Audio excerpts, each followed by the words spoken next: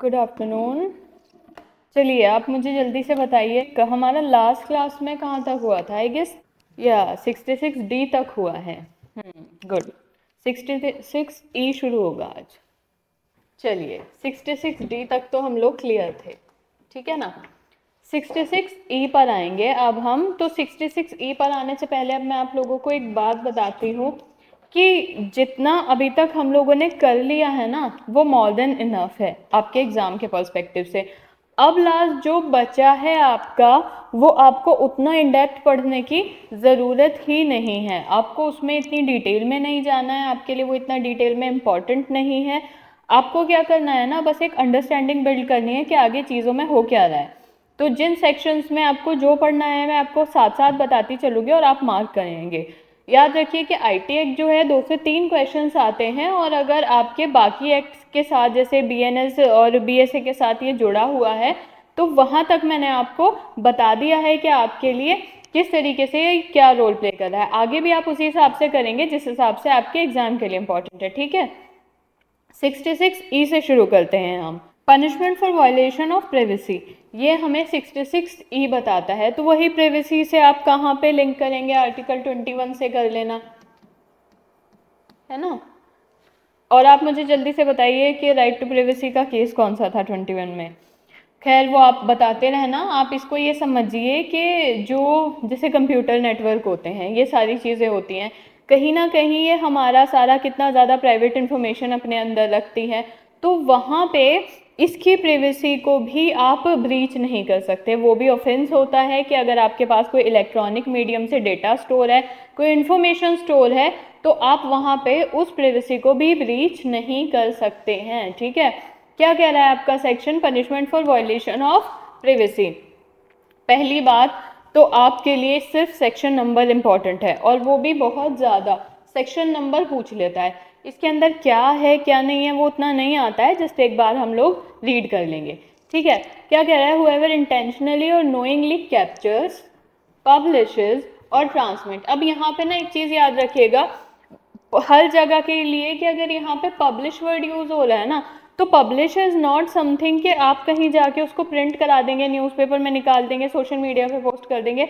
Publish is के आपके और किसी दूसरे पर्सन के अलावा किसी थर्ड फोर्थ पर्सन को पता लग रहा है ना, तो वो चीज़ पब्लिश में ही आ जाती है, ठीक है। आप उसको इस तरीके से शो कर रहे हैं कि वो थर्ड फोर्थ पर्सन को पता लग रहा है, मोर देन वन पर्सन को पता लग रहा है, तो इट इज पब्लिश, ठीक है। Transmit the image of private area of any person without his or her consent under circumstances violating the privacy of that person shall be punished with imprisonment which may extend to 3 years, ठीक है, or with fine not exceeding to 2 lakh rupees. ये दो चीजें आपने इसमें ध्यान रख लेनी है, पनिशमेंट कितनी है और फाइन कितना दे रखा है। एक्सप्लेनेशन क्या कहती है इसकी, ट्रांसमिट क्या है, वही कहीं ना कहीं ट्रांसफर करना, पहुंचा देना, means to electronically send a visual message with the intent that it be viewed by a person और पर्सन्स, ठीक है।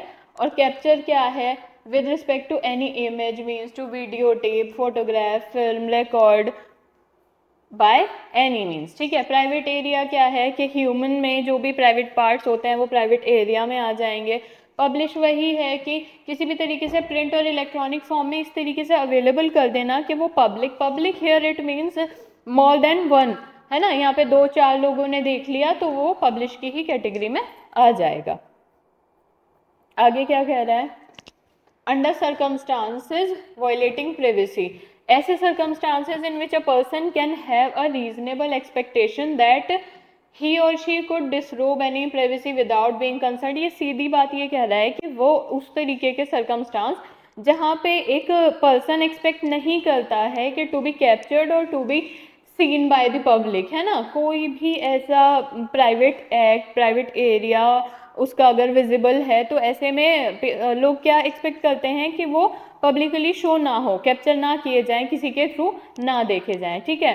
कई बार ऐसे होता है प्राइवेट एरिया विजिबल है तो वो सारे सर्कमस्टांस को ये स्टेट करता है। 66E(F) क्या कह रहा है, पनिशमेंट फॉर साइबर टेररिज्म। एक तो सेक्शन नंबर आपके लिए बहुत ज़्यादा इंपॉर्टेंट है। आपको सेक्शन नंबर ध्यान रखना है, सेक्शन नंबर पूछा जाता है, ये पूछ लेता है कि पनिशमेंट कहाँ दी हुई है, साइबर टेररिज्म की। देखिए टेररिज्म का कोई एक वो नहीं होता मोड, टेररिज्म किसी भी तरीके से किया जा सकता है। और आजकल जब से इंटरनेट, कंप्यूटर ये सब इतना ज़्यादा बढ़ चुका है, तो टेररिज्म का खतरा, साइबर क्राइम्स का खतरा तो बढ़ता ही जा रहा है, साइबर टेररिज्म का खतरा भी बढ़ता जा रहा है। तो उसके लिए भी पनिशमेंट है और लाइफ इम्प्रिजमेंट ही मिलेगी। यहाँ पे क्या कह रहा है ये, with intent to there in the unity, integrity, security, ये वर्ड्स याद रखना please, unity, integrity, security, sovereignty of India. अब अगर यहाँ पे आके कोई भी इस चीज़ को हैम्पर कर रहा है, किस तरीके से कर रहा है, साइबर टेररिज्म के through of India, or to strike terror in the people or any section of people by, किस तरीके से कर रहा है, denying or cause to denial of access to any person authorize to access computer resources. अब अगर मेरा computer है, मेरे मान लीजिए कि एग्जांपल लीजिए, मैं कोई पब्लिक सर्वेंट हूँ और मेरे पास कोई ऐसी इन्फॉर्मेशन है या कुछ ऐसा है कि मुझे कमांड करना है जिसकी वजह से लोगों की सेफ्टी चल रही है, या ऐसा कोई मैं काम करती हूँ जो मुझे पूरा टाइम मॉनिटर करना पड़ता है कि लोग यहाँ पर सेफ़ हैं, इस एरिया में नहीं हैं, और वहाँ पे अगर मेरा एक्सेस डिनाई कर दिया जाए मेरे कंप्यूटर में, मुझे खुद ही मेरे कंप्यूटर में एक्सेस नहीं करने दिया जाए और उसकी वजह से सामने से कोई ऐसा टेरर अटैक हो जाएगा, तो मेरा एक्सेस रोक दिया जा रहा है, या फिर वो सामने से खुद मेरे कंप्यूटर में एक्सेस कर रहा है जिसकी वजह से किस पर आँच आ रही है, यूनिटी, इंटेग्रिटी, सिक्योरिटी और सॉवरेनिटी पर आँच आ रही है, तो ये भी देखा जाता है। और क्या होता है, इंट्रोड्यूसिंग और causing to introduce any computer containment, ऐसा होगा कि अगर आपके पास कोई कंप्यूटर है जो किसी भी तरीके से ऐसा डाटा अपने अंदर रखता है कि अगर वो ब्रीच हुआ या किसी ने एक्सेस किया तो यूनिटी, इंटेग्रिटी, सिक्योरिटी और सॉवरेनिटी पर आँच आएगी या उस पर बात आएगी। तो ऐसे केस में भी अगर वो वहाँ पर उसमें इन्फ्लुएंस करेगा या ब्रीच करेगा, उसमें घुसने की कोशिश करेगा, तो इसमें से किसी भी कारण से अगर ऐसा कुछ होता है, and by means of such conduct causes or is likely to cause death, या फिर इंजरीज होंगी लोगों को, ठीक है, या डैमेज होगा, डिस्ट्रक्शन होगा, प्रॉपर्टी का डिसरप्ट होगा, और knowing that it is likely to cause damage or disruption of supplies or services essential to the life of the community or adversely affect the critical information infrastructure।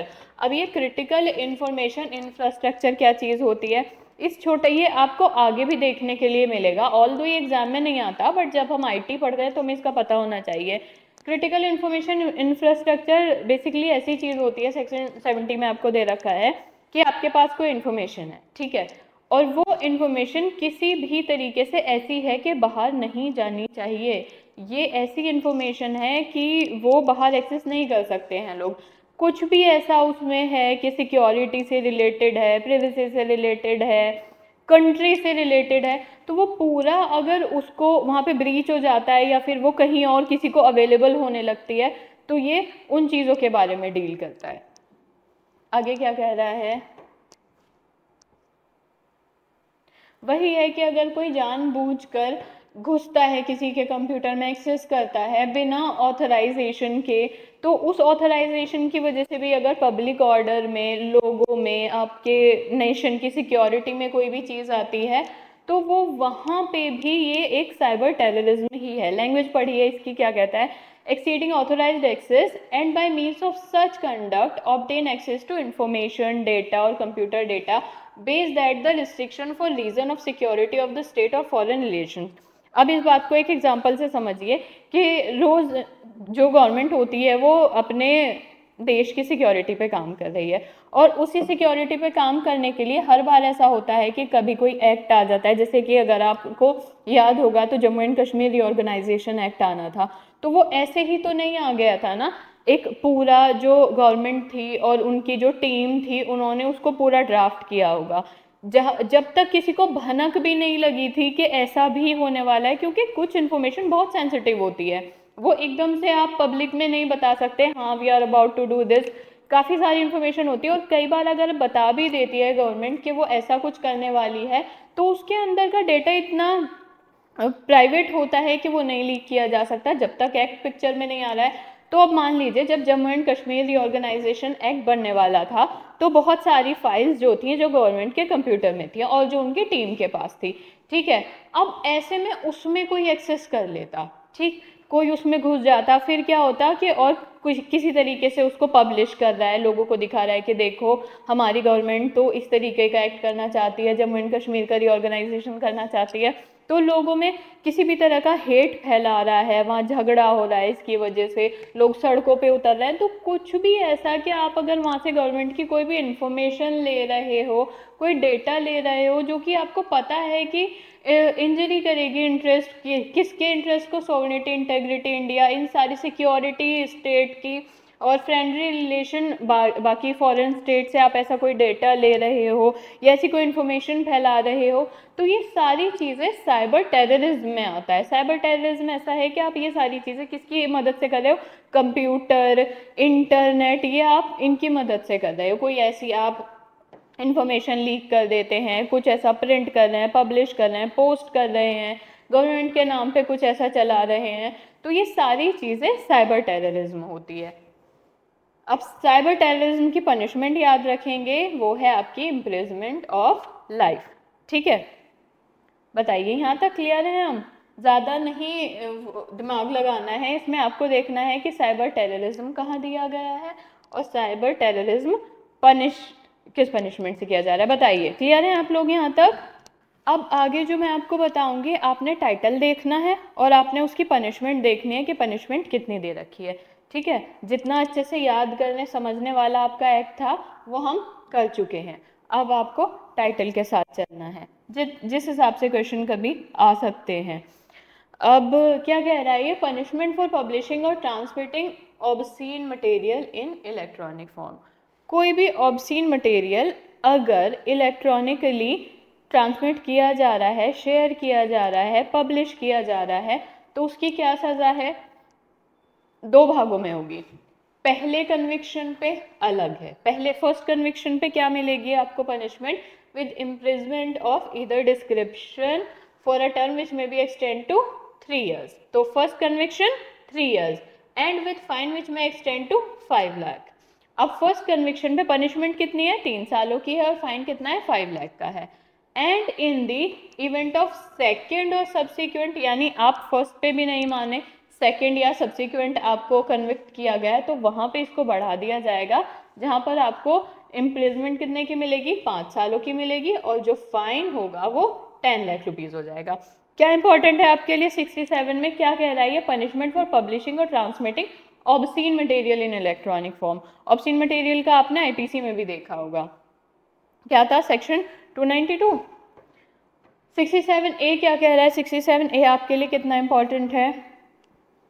देखिए, ये कहता है punishment for publishing और transmitting of material containing sexually explicit act. कोई भी ऐसा data, कोई भी ऐसा मतलब वीडियो टेप, फोटोग्राफ, किसी भी फॉर्म में ऐसा है कि जो ऐसा कुछ कंटेन करता है जो सेक्सुअली एक्सप्लिसिट एक्ट को दिखा रहा है, किस तरीके से? इलेक्ट्रॉनिक फॉर्म में आपके पास कोई भी है, फोटोग्राफ एक्सेट्रा कुछ भी है, तो उसमें आपको क्या पनिश किया जाएगा? ये भी दो पार्ट में है। क्या कह रहा है? फर्स्ट कन्विक्शन पे जो होगा आपको कितनी सज़ा मिलेगी? 5 years की, ठीक है। और फाइन जो होगा वो आपका होगा 10 लाख रुपीज़। और यहाँ पे सेकेंड या सब्सिक्वेंट कन्विक्शन में क्या बढ़ जाएगी? आपकी सज़ा 7 years की हो जाएगी। कितने की हो जाएगी? 7 years की हो जाएगी सेकेंड और सब्सिक्वेंट में, और जो फाइन है वो 10 लाख रुपीज़ हो जाएगा, ठीक है। सिर्फ देखने वाली चीज़ ये है। आगे अब ऐसी ही कोई चीज़ है, सेक्सुअली एक्सप्लिसिट कोई मटेरियल है इलेक्ट्रॉनिकली, लेकिन उसमें बच्चे इन्वॉल्व हैं, ठीक है। कोई भी चाइल्ड पोर्नोग्राफी टाइप अगर चीज़ है, तो क्या कहता है 67B, पनिशमेंट फॉर पब्लिशिंग और ट्रांसमिटिंग ऑफ मटेरियल डिपिक्टिंग, यहाँ पे कैसा है? अच्छा, पिक्चराइजेशन के फॉर्म में होगा ना। Children in sexually explicit act in electronic form. अब यहाँ पे क्या होगा? चाइल्ड पोर्नोग्राफी से रिलेटेड सेक्शन है ये।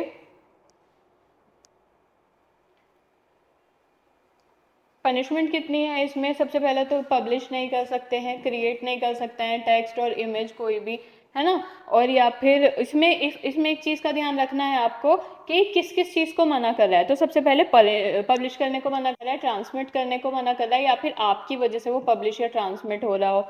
तो पहला तो ये है कि बच्चे इन्वॉल्व होंगे उसमें। दूसरा, आप ऐसा कुछ टेक्स्ट नहीं क्रिएट कर सकते, कोई डिजिटल इमेज नहीं क्रिएट कर सकते, कलेक्ट नहीं कर सकते हैं, ब्राउज नहीं कर सकते हैं, डाउनलोड नहीं कर सकते हैं। यानी जो चाइल्ड पोर्नोग्राफी होती है वो बनाने वाला या पब्लिश करने वाला नहीं, बल्कि जो लोग देख रहे हैं, ब्राउज कर रहे हैं, उसको डाउनलोड कर रहे हैं, एडवर्टाइज कर रहे हैं, प्रमोट कर रहे हैं, यहाँ तक कि कोई डाउनलोडेड फाइल भी अगर शेयर कर रहे हैं तो वो भी यहाँ पे पनिशेबल है, क्योंकि उसमें बच्चे इन्वॉल्व हैं। आगे क्या कह रहा है, ये कल्टीवेट कर रहे हैं, एंटाइज कर रहे हैं, इंड्यूस कर रहे हैं बच्चों को ऑनलाइन रिलेशनशिप का, और एक से ज़्यादा बच्चे अगर उसमें इन्वॉल्व हैं, दिखाए जा रहे हैं, सेक्सुअली एक्सप्लिसिट एक्ट है कोई, तो ये यहाँ पे और क्या है कि दैट में offend a reasonable adult on the computer resource, और फैसिलिटेट कर रहे हैं आप इन्हीं चीज़ों को, अब्यूजिंग चिल्ड्रन ऑनलाइन, अगर आप उसमें फैसिलिटेट करते हुए भी पाए गए हैं या फिर रिकॉर्ड कर रहे हैं in any electronic form on abuse that other pertaining to sexually explicit act with children। यानी जो कैमरा मैन तक होता है ना, उसकी भी ये सब आपको सिमिलर लग रहा होगा, अगर पॉक्सो पढ़ा है तो ये सारी चीज़ें आपने पॉक्सो में पढ़ी होंगी, और ये एमसीक्यू में आ जाता है। एक बार ना इसके पॉइंट्स दोबारा देख लो, क्या क्या नहीं कर सकते हैं, पब्लिश और ट्रांसमिट नहीं कर सकते हैं, या आपकी वजह से वो नहीं होना चाहिए। आप क्रिएट नहीं कर सकते हैं कोई टेक्स्ट, कोई डिजिटल इमेज, या फिर ब्राउज तक नहीं कर सकते हैं, डाउनलोड नहीं कर सकते हैं, एडवर्टाइज नहीं करेंगे, प्रमोट नहीं करेंगे। एक एक वर्ड देख लेना, क्योंकि कई बार ऐसा होता है ना एमसीक्यू में आता है तो वहाँ पे दिक्कत हो जाती है। कल्टीवेट, एंटाइस और इंड्यूस नहीं करेंगे बच्चों को ऑनलाइन रिलेशनशिप का, फैसिलिटेट नहीं करेंगे, उस चीज़ को रिकॉर्ड नहीं करेंगे। यानी अगर कोई सिचुएशन बेस्ड क्वेश्चन आता है जिसमें कैमरामैन की लाइबिलिटी पूछी जाती है कि अगर चाइल्ड पोर्नोग्राफी है वहाँ पे कैमरामैन जो है क्या वो लाइबल नहीं होगा, तो हाँ वो भी लाइबल होगा।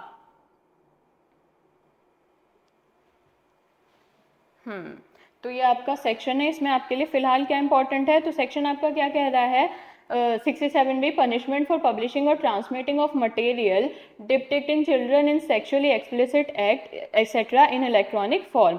तो यहाँ पे इलेक्ट्रॉनिक फॉर्म में अगर इनमें से कोई भी एक्ट हो रहा है तो वो पनिशेबल है, और ये पॉक्सो से सिमिलर है।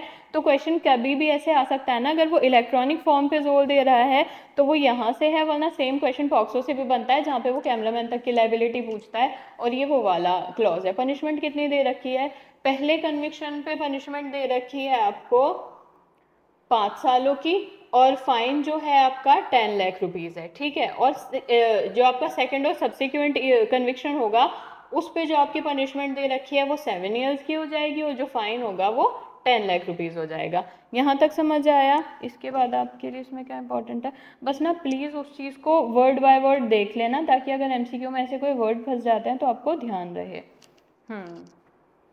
प्रोवाइजो देखते हैं इसका।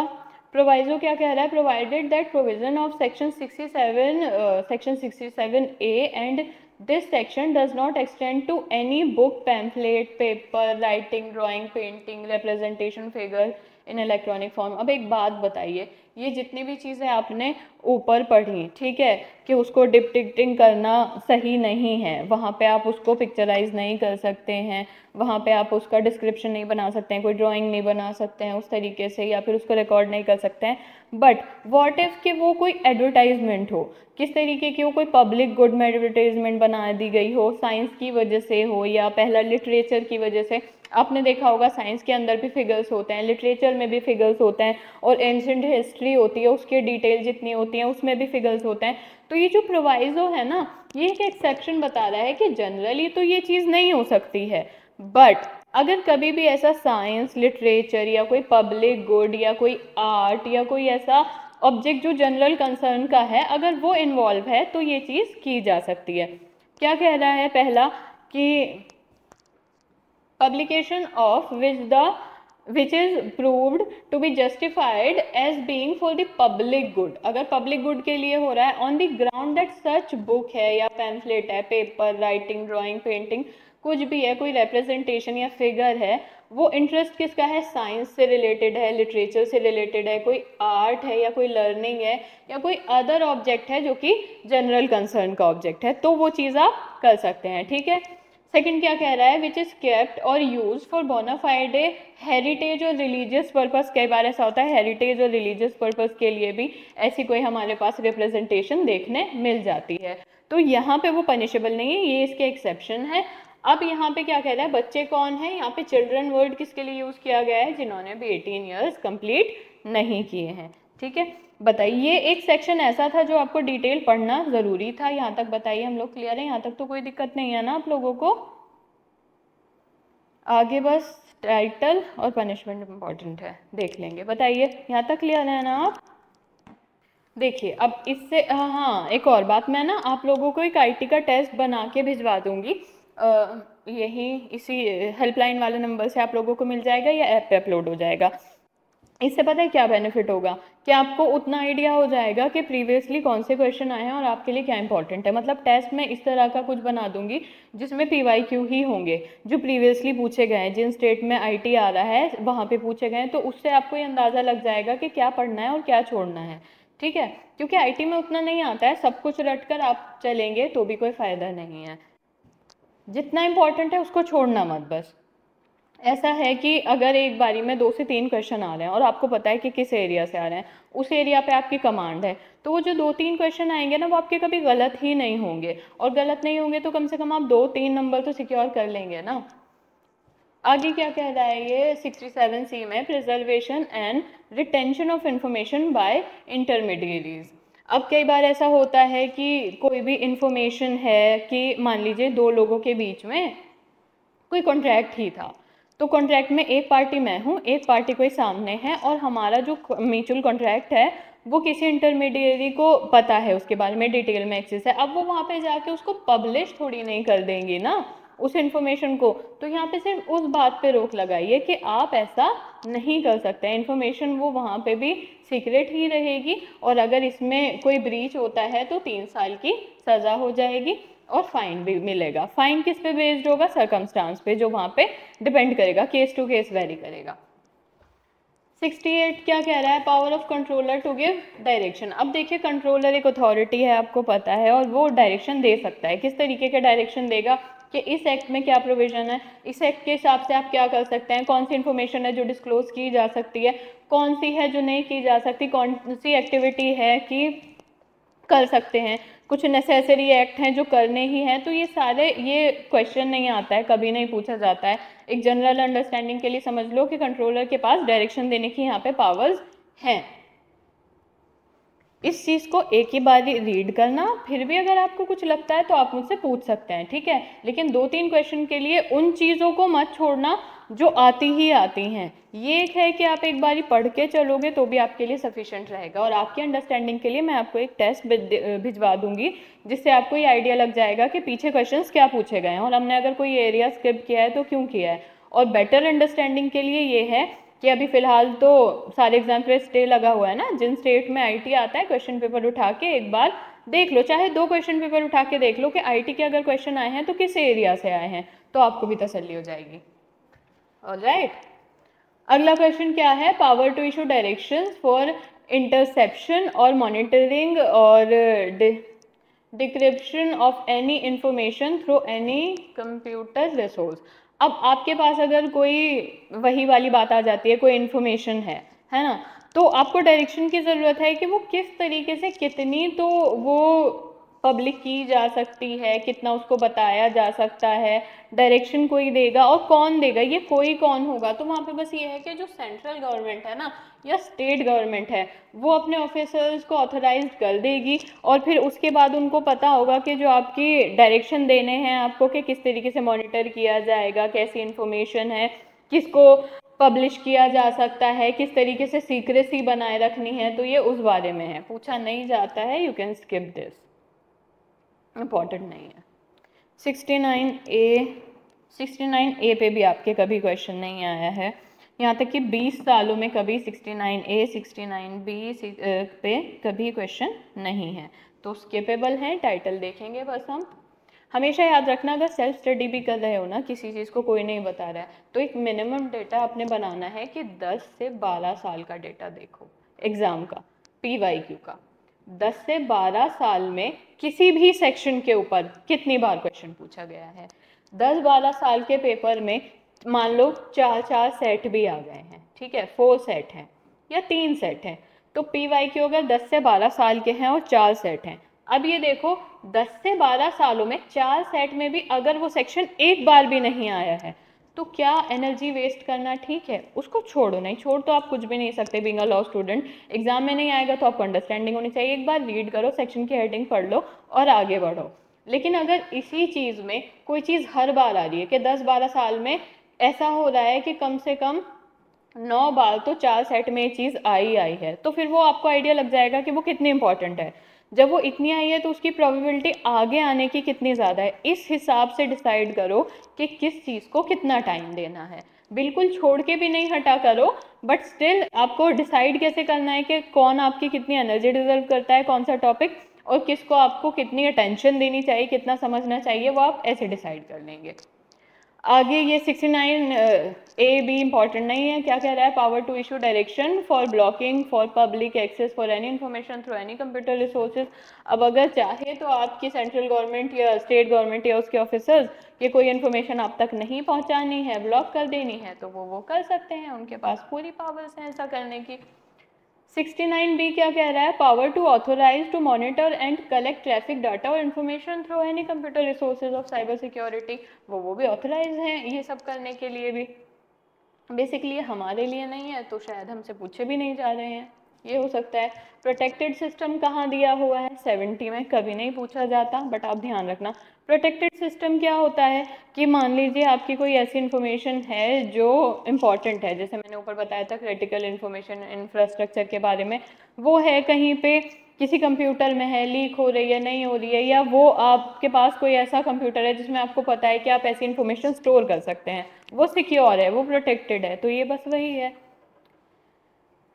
70A से आपको क्या ध्यान रखना है, हाँ 70A सिर्फ टाइटल आपके लिए इम्पोर्टेंट है, 1-2 बार पूछा गया है लेकिन सिर्फ टाइटल पूछा गया है। क्या है 70A, नेशनल नोडल एजेंसी।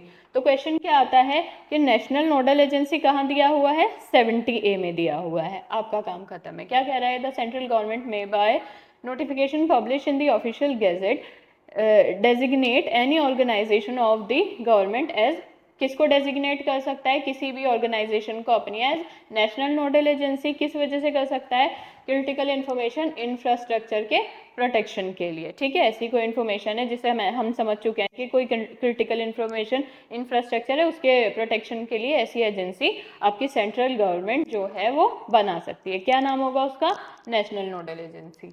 और वो ऐसे में ना अपना कोई भी जो उसको स्टेप्स लेने हैं वो ले सकती है, किस चीज़ को, आपकी जो क्रिटिकल इंफॉर्मेशन इंफ्रास्ट्रक्चर है उसको प्रोटेक्ट करने के लिए, ठीक है। आगे क्या कह रहा है 70B।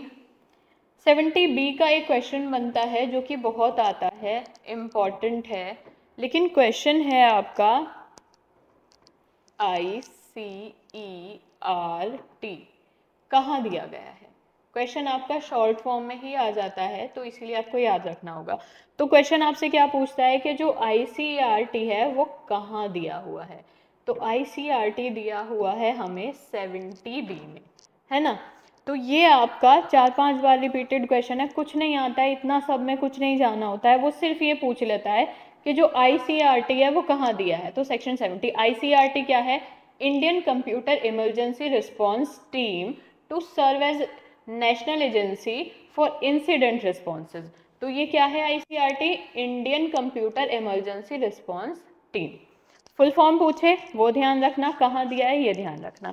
क्या होता है, जैसे कई बार ऐसे इमरजेंसी में कुछ आ जाता है कि आपको रिस्पॉन्स करना ही है, कोई ऐसा इंसिडेंट हो गया है ऑनलाइन या इलेक्ट्रॉनिकली, इतना कुछ एकदम से इमरजेंसी में कोई आ जाता है काम, तो उन्हें एक टीम तैयार रखनी पड़ती है कि इस तरीके की सिचुएशन में वो जल्दी से काम कर सके। बहुत इंटेलिजेंट और बहुत ज़्यादा ऐसे लोग होते हैं जिनकी टिप्स पे होता है सारा इंफॉर्मेटिव ऐसा सिस्टम, सारे इलेक्ट्रॉनिक सिस्टम, तो उनकी एक टीम होती है। बेसिकली हमारे लिए वो इम्पोर्टेंट नहीं है, हमारे लिए ये भी है बस कि ऐसे इमरजेंसी के टाइम पर कौन है हमारे पास, ICRT है, और कौन से सेक्शन में है, 70B में है। ठीक है, कौन अपॉइंट कर रहा है, सेंट्रल गवर्नमेंट अपॉइंट करिए, ऑल तो पूछा नहीं जाता बट ध्यान रखना। अब यहाँ तक बताइए, यहाँ तक क्लियर है हम लोग?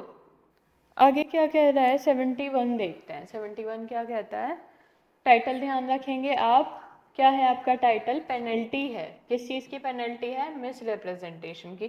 किसी भी चीज़ को मिस रिप्रेजेंट कर दिया है तो उसकी क्या पेनल्टी होगी, 2 साल की है। बस कितनी पनिशमेंट है, 2 साल की। और फाइन कितना दिया जा रहा है, 1 लाख रुपये दिया जा रहा है। ठीक है, ये ध्यान रखेंगे आप। 72 क्या कह रहा है आपसे, 72 कह रहा है penalty for breach of confidentiality and privacy. अगर किसी भी तरीके से आपके पास ऐसा कुछ है कि आप वहाँ पे बाउंड हैं उस चीज़ की कॉन्फिडेंशियलिटी या फिर प्रिवेसी मेंटेन करने के, और आप ऐसे में नहीं करते हैं, आप ब्रीच कर देते हैं, तो यहाँ पे आपको सज़ा मिलेगी कितनी, 2 साल की सज़ा मिलेगी। ठीक है, और फाइन जो होगा वो 1 लाख रुपये का होगा। किस बात पे, अगर आप ब्रीच करते हैं कभी भी कॉन्फिडेंशियलिटी का या प्रिवेसी का। ऑलराइट, और क्या कह रहा है, punishment for disclosure of information in breach of lawful contract. वही है कि आप लॉफुल कॉन्ट्रैक्ट में हैं और आपने वहाँ पे क्या किया कि जो इन्फॉर्मेशन थी उसको डिस्क्लोज कर दिया, है ना, एक लॉफुल कॉन्ट्रैक्ट की आपने इन्फॉर्मेशन को डिस्क्लोज कर दिया, तो आपको कितनी सज़ा मिलेगी, 3 साल की सज़ा है, और फाइन कितना है, 5 लाख रुपीज़ का है। ऑलराइट, चाहो तो कभी भी, ये मैं सभी एक्ट के लिए बता रही हूँ, थोड़ा हेल्पफुल हो जाएगा, एक छोटी सी टेबल बना लिया करो, इधर ऑफेंस लिख लिया और इधर के उसकी इम्प्रिजमेंट कितनी है और उसका फाइन कितना है, यही पूछा जाता है उसमें। ये पनिशमेंट वाले प्रोविजंस में तो यही चीज़ें आती हैं। आपको आसानी रहेगी, दिमाग में रह जाएगा कि, और ज़्यादा आसानी रहेगी कि 3 साल वाले सारे एक साथ लिख लिए, 1 साल वाले एक साथ लिख लिए, तो उसमें भी आपके लिए थोड़ा ईजी हो जाएगा, है ना, याद रखने में। 73 इम्पॉर्टेंट है बट टाइटल से, ये जो एरिया चल रहा है ना हमारा, ये टाइटल वाइज है।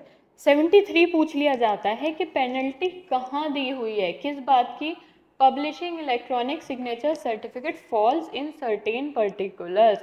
हम इलेक्ट्रॉनिक सिग्नेचर सर्टिफिकेट इतना अच्छे से पढ़ चुके हैं, तो अब ये वहाँ पे पूछ रहा है कि उसको फॉल्सली पब्लिश करने की पेनल्टी आपको कहाँ पर दी गई है, तो कहाँ पर दी गई है, बल्कि इसकी पेनल्टी भी नहीं पूछता कितनी दी गई है, सिर्फ ये पूछता है कि कहाँ दी गई है, तो कहाँ दी गई है, 73 में दी गई है। ये भी रिपीटेड क्वेश्चन है ना, तो फिर भी एक बार ध्यान रखना, 2 साल की है और फाइन कितना है, 1 लाख रुपये है। ऑलराइट,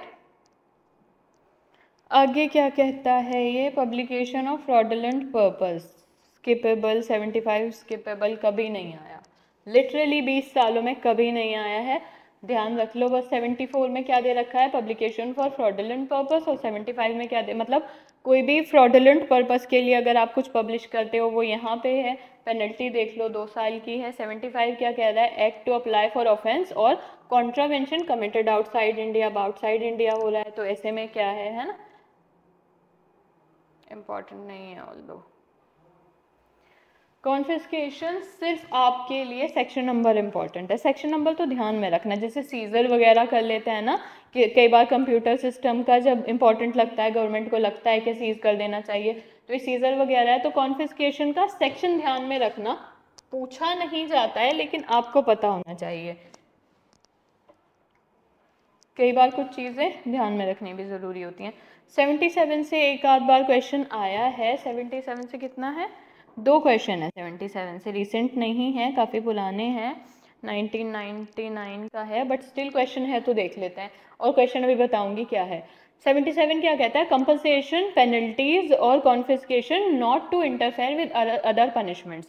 अब एक बात बताइए, आपको किसी भी वजह से इस एक्ट के अंदर अगर मान लीजिए कंपनसेशन देना पड़ गया, या फिर आपने ऐसा कोई काम किया कि इस एक्ट में आपको उस चीज़ की पेनल्टी देनी पड़ गई, या कोई सीजर हो गया आपके कंप्यूटर या किसी चीज़ का, तो वो इस एक्ट की बात है, अलग है। लेकिन अगर वो कहीं और जाके कोई ऑफेंस बन जाता है किसी और एक्ट में, तो ये जो आपको कॉम्पनसेशन, पेनल्टी या कॉन्फिस्केशन हुआ था ना, ये एडिशनल माना जाता है। मतलब अगर किसी और एक्ट के अंदर आपको पनिशमेंट मिलनी है ना, तो वो वाली पनिशमेंट प्लस ये वाली पनिशमेंट दोनों जुड़ के मिलती है। ये एक दो बार आपसे पूछा गया है कि अगर इस एक्ट में मान लो पनिश कर दिया गया है, क्वेश्चन किस टाइप का आता है कि मान लीजिए इस एक्ट में आपको पनिश कर दिया गया है किसी चीज़ के लिए, आपने कोई कंपनसेशन देना पड़ गया, कोई पेनल्टी देनी पड़ गई, कोई कॉन्फिस्केशन हो गया आपका, तो ऐसे में क्या आपकी लाइबिलिटी खत्म हो गई है पनिशमेंट की? तो आंसर इज नो। अगर किसी भी कारण से आपका वो एक्ट कहीं और पनिशेबल है, आपकी कोई और पनिशमेंट बनती है ना, तो ये वाली एडिशनल है ना, उस वो भी मिलेगी और ये भी मिलेगी। क्या कह रहा है?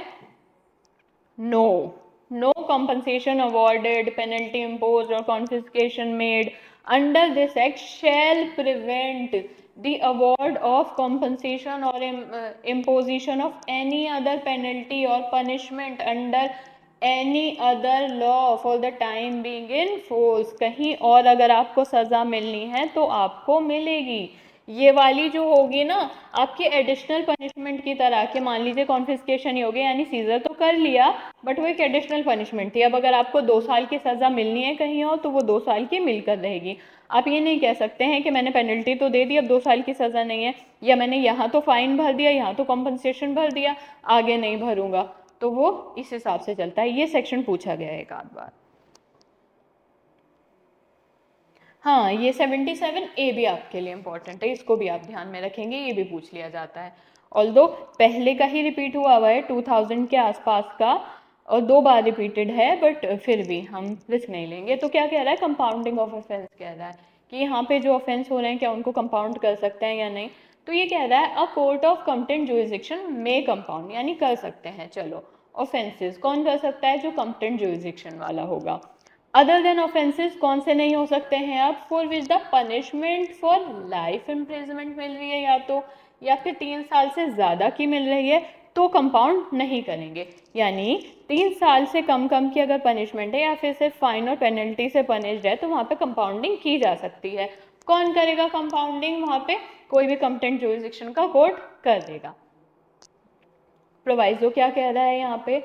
Provided that the court shall not compound such offence where the accused is by reason of his previous conviction।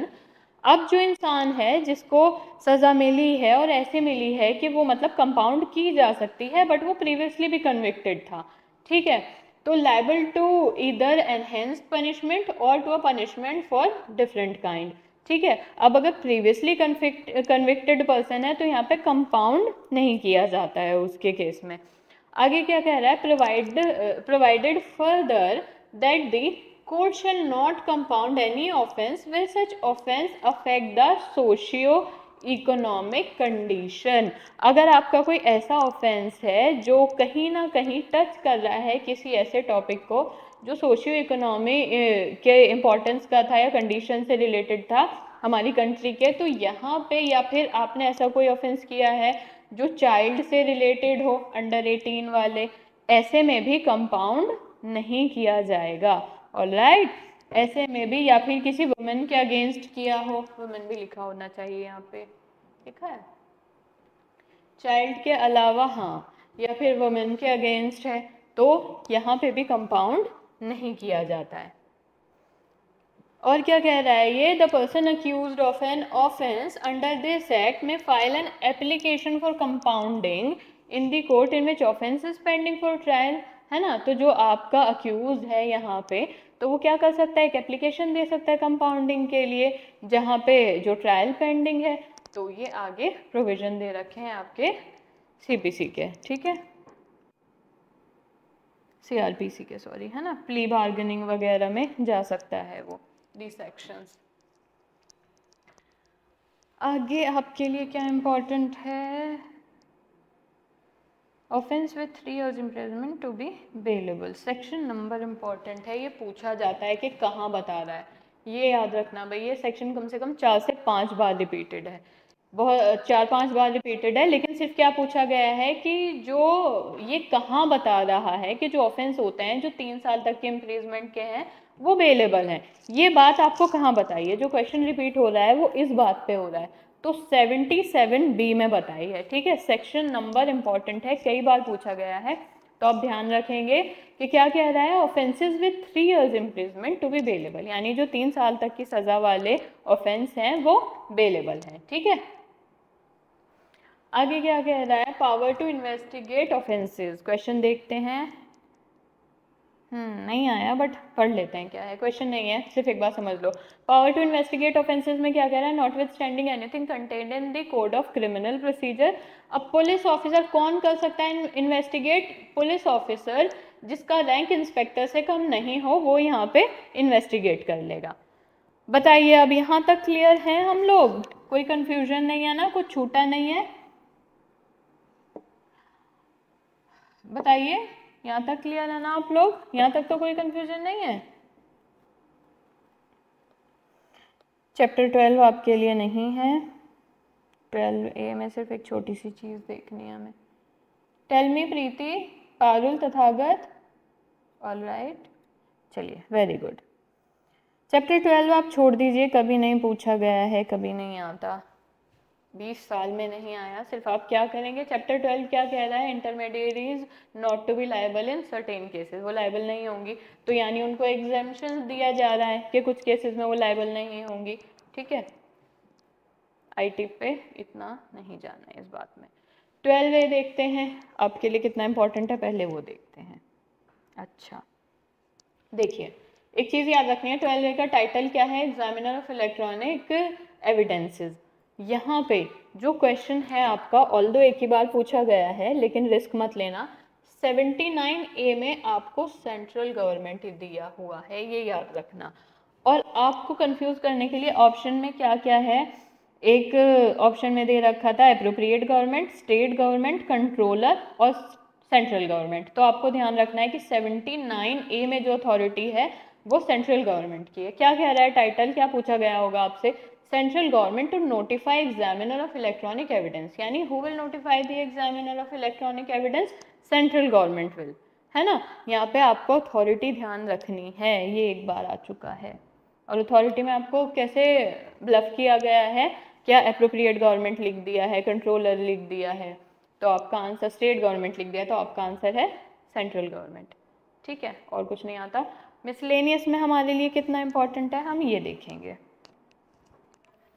Miscellaneous से क्वेश्चंस हैं आपके काफ़ी। देखो मिसलेनियस वाला एरिया ना काफ़ी अच्छा खासा है, मेरे साथ प्लीज़ उसको मार्क करते चलो आप लोग कि मिसलेनियस में ना आपको पढ़ना, एक दो चीज़ें पढ़नी है बस, तो वो उसको मेरे साथ मार्क कर लो कि अगर मिसलेनियस से कभी क्वेश्चन बन जाता है ना तो आपका गलत नहीं हो जाए। सबसे पहले सेक्शन 80 से है आपका एक इम्पॉर्टेंट चीज़। 80 का टाइटल पढ़ना क्या कह रहा है, power of police officer and other officers to enter search etcetera. ठीक है, क्या है, power to police officer and other officers to enter search etcetera. यहाँ पे जो इंस्पेक्टर वर्ड है ये आपके लिए इंपॉर्टेंट है एग्जाम के पर्सपेक्टिव से। क्या कह रहा है ये, not with standing anything contained in the code of criminal procedure any police officer not below the rank of inspector. अब वो यहाँ पे पूछ लेगा कौन पुलिस ऑफिसर, कौन किस रैंक का, तो not below the rank of inspector. Inspector से रैंक से कम नहीं हो, क्या क्या कर सकता है, वहाँ पे जाके एंटर कर सकता है, सर्च कर सकता है, इंक्वायर कर सकता है, जो जो उसको ज़रूरी है वो मिसलेनियस चीज़ें हैं। आपके लिए इंपॉर्टेंट है कि सेक्शन 80 में जो बात की गई है, पुलिस ऑफिसर को पावर दी गई है। आपके लिए क्या इंपॉर्टेंट है कि जो सेक्शन 80 ने पुलिस ऑफिसर को पावर दी है, जनरली हम ऊपर तक पढ़ते हैं कंट्रोलर ये सब, तो अगर सेक्शन 80 में पुलिस ऑफिसर को पावर दी गई है एंटर करने की, सर्च करने की, तो उसकी रैंक क्या होनी चाहिए, तो not below the rank of inspector. ये बहुत इंपॉर्टेंट है आपके लिए।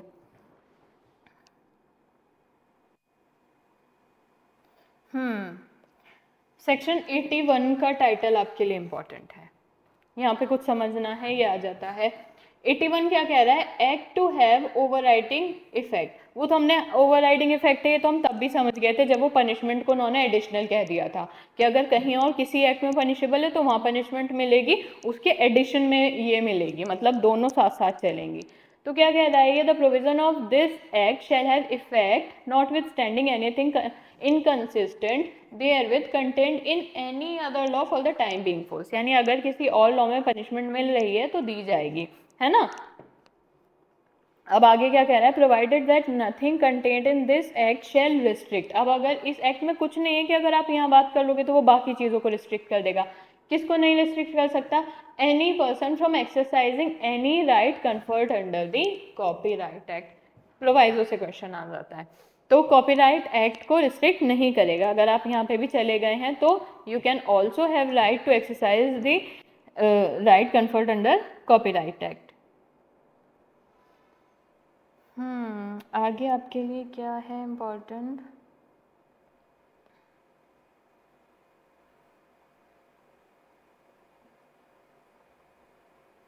(84B) है आपके लिए अब इम्पोर्टेंट, जिसमें से क्वेश्चन आए हैं। 84B is important for us. क्या कह रहा है 84B? Punishment for abetment of offences. ठीक है, punishment for abetment of offences.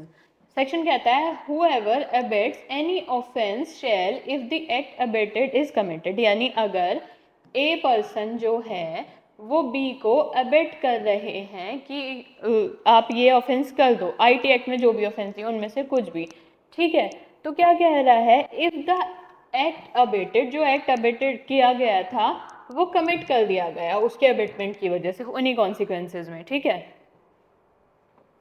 और कोई एक्सप्रेस प्रोविजन है नहीं यहाँ पे उसके अबेटमेंट की पनिशमेंट का, कुछ अलग से नहीं डाला कि भाई पनिशमेंट एक्ट की ये है और जो अबेट करेगा उसको ही पनिशमेंट मिलेगी, तो वो एक्ट में वो चीज़ कहीं नहीं डाली है, तो उसको क्या पनिशमेंट दी जाएगी? यहाँ पे पनिश किया जाएगा उनको, यानी with the punishment provided for the offence, जो ऑफेंस के लिए पनिशमेंट दी गई है उसी से ही उनको पनिश कर दिया जाएगा।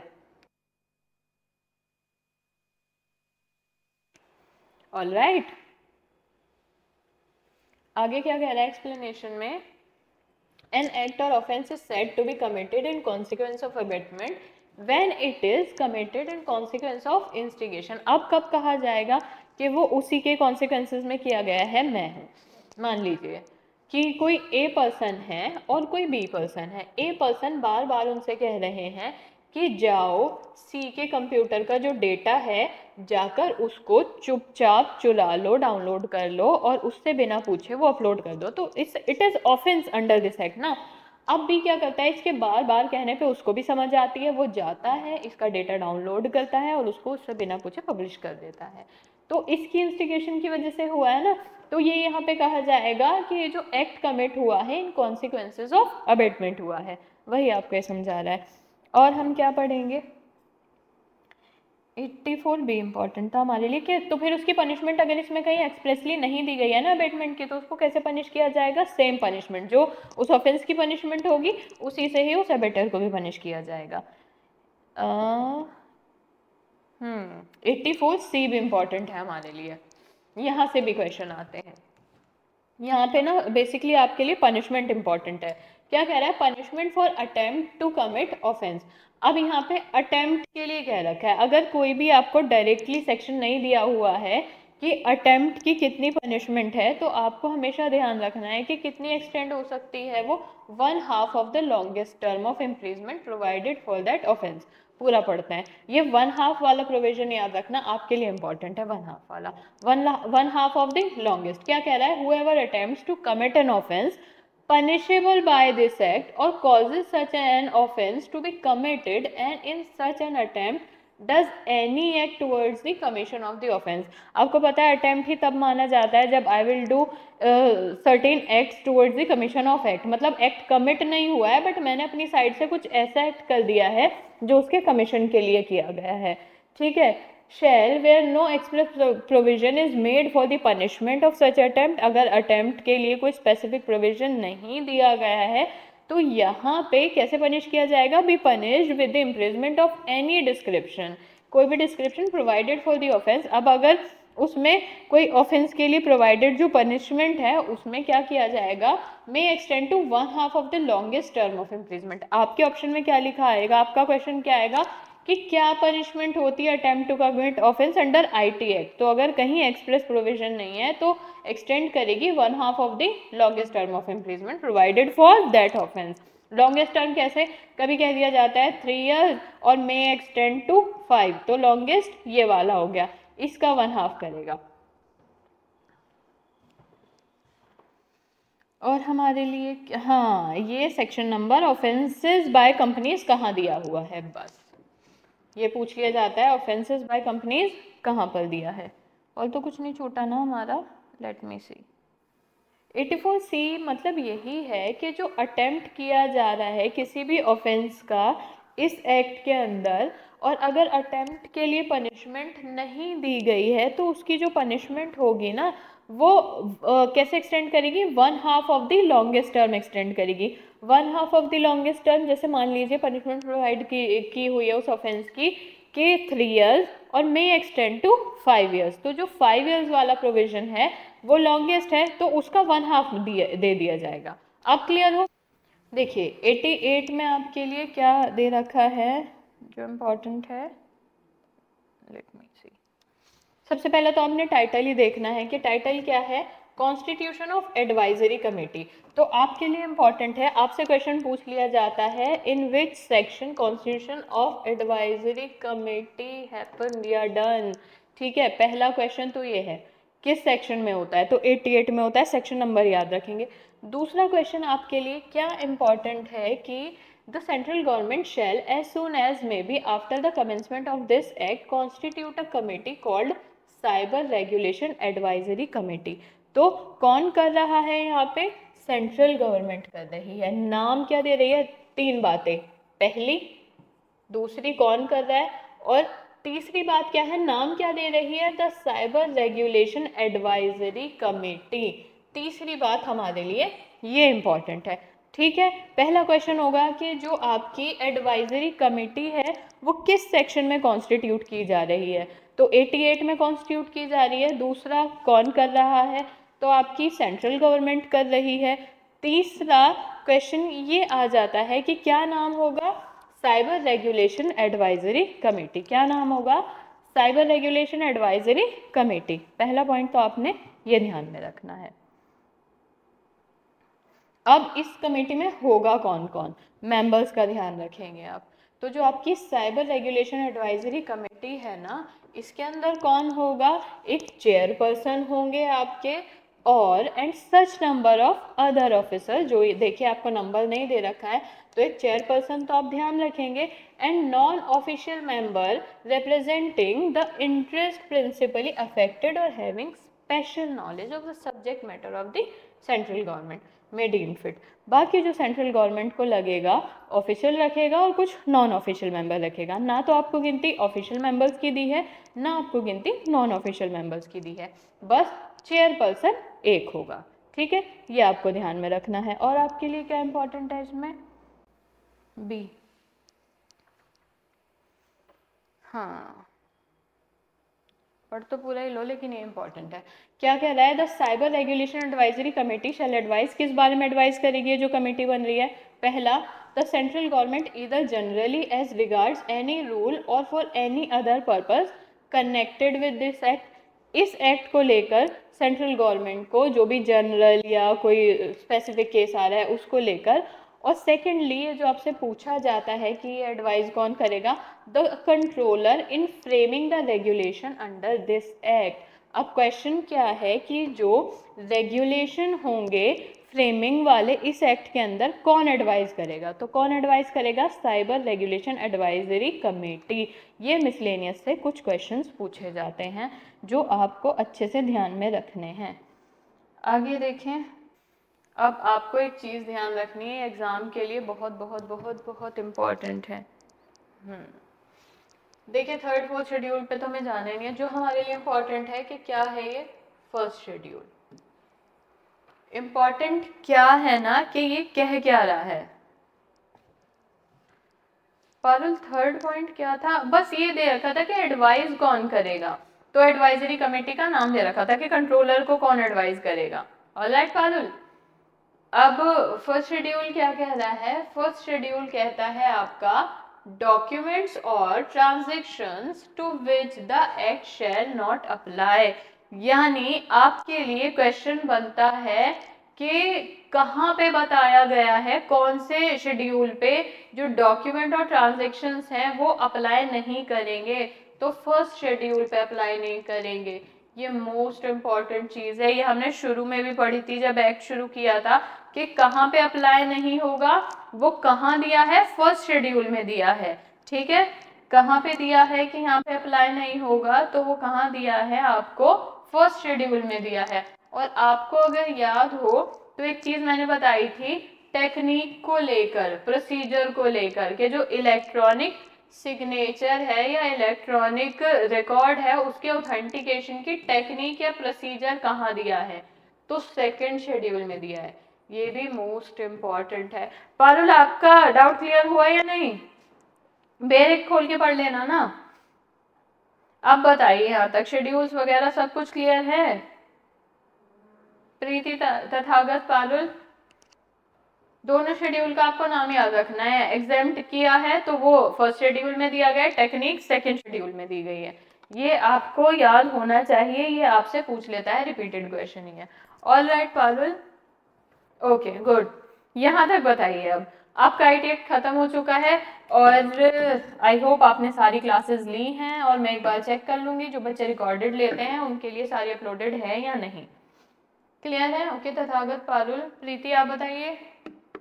अब आप लोग इन जनरल मेरी एक बात सुनिए, कोई भी एक्ट है, कोई भी, किसी का भी कोई एक्ट का नाम नहीं है, बट अगर आप उस एक्ट को पढ़ रहे हैं ना और आपको पता है कि वो आपके एग्जाम में 2 से 6 मार्क्स के बीच में आ रहा है और उसमें बहुत सारे सेक्शंस हैं, तो आप उसको पूरा तो करेंगे नहीं। सिंपल सा पहला कॉन्सेप्ट तो यही है कि आप उसको पूरा तो नहीं रटेंगे। तो आपने क्या करना है ना कि आपने PYQ उठाने हैं। PYQ कैसे उठाने हैं? 10 से लेके 12 साल तक के, और उसमें आपको 3 से 4 सेट देखने मिल जाएंगे। आपने जस्ट बैठ के ये देखना है, या सिर्फ निशान लगा लेना है क्या आ रहा है, ये सेक्शन आ रहा है। बैरेक्ट का इंडेक्स खोल के बैठ जाओ, पेपर दिखता रहे, निशान लगा लो, ये सेक्शन आया, ये सेक्शन आया। जब ये 10-12 पेपर बंद करोगे ना तो एक सेक्शन पे तो कम से कम आपने 20 से 25 निशान लगा लिए होंगे। 20 से 25 बार आया है, और एक पे आपका 1 से 2 बार ही निशान लगा होगा, यानी इतने सालों में इतने सेट में 1-2 बार आया, और एक पे आपका एक भी निशान नहीं लगा होगा। तो आपको पता लग जाएगा कहाँ इन्वेस्ट करना है। और छोड़ देना है, स्किप का मतलब ये नहीं होता है कि बिल्कुल नजर ही नहीं डालनी। स्किप का मतलब ये होता है एक बार जनरल रीड कर लो कि बिल्कुल उससे नाइव ना रहो। अब बताइए यहाँ तक क्लियर है IT एक्ट हमारा? कोई कंफ्यूजन, कोई परेशानी तो नहीं? करें खत्म class? Thank you so much.